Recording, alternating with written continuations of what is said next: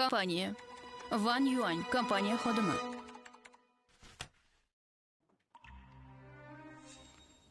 Van Yuan, buyurtmamiz keldi. Pastga tushib olib kel. O. Xo'p, bo'ladi boshliq.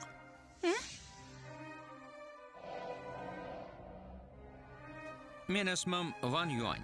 Men 996-tartibda ishlaydigan korporativ qulman. Katta shaharlarda tug'ilganlardan farqli o'laroq, zo'rg'a kun kechirishimga imkon beradigan bu ishni saqlab qolish uchun jonimni berib ishlashim va tinimsiz xushomad qilishim lozim.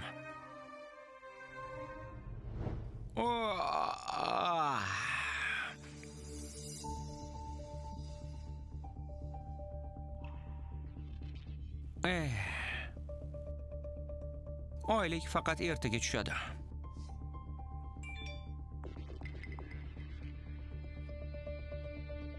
Bir sumka yo'qib qoldi. Ertaga oylik olasan-a?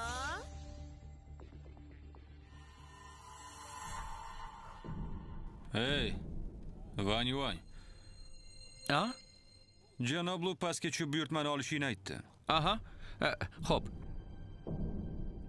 Aytgancha. Janob Lu mashinada, to'g'ri o'sha yerga olib bor. Juda shoshilinch, tezroq bo'l. Tushundingmi? Bo'pti. Unda tezroq boray. Ha, Janob Lu ko'ngil xushligini biladi-da. Ketdik.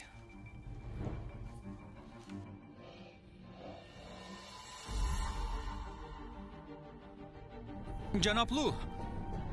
Buyurtmangiz Qaqayib turma, tezroq och. Shoshilmang, janob Lu. O'zim. Mana.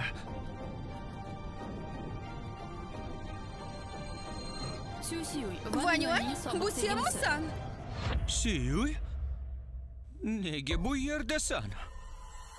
Van Yuan? Boshliq Van Lu. Sen ekansan.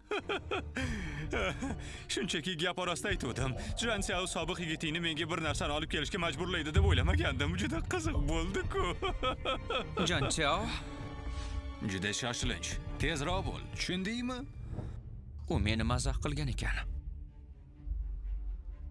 Siyuy. Hozirgina menga sumka olib bersang senga qaytaman deb xabar yozganding-ku.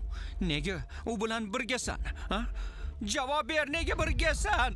Men faqat sumka olib berishingni so'radim. Senga qaytaman deb kim aytdi? Ustiga ustak, janob Lu meni hashamatli uyda yashashimga va qimmat restoranlarda ovqatlantirishga va'da berdi. Nahotki senga o'xshagan bema'ni odam bilan qolishim kerak ekan? Yana bir gap. Buni nimaga ko'tarib kelding? Jinni bo'lganmi?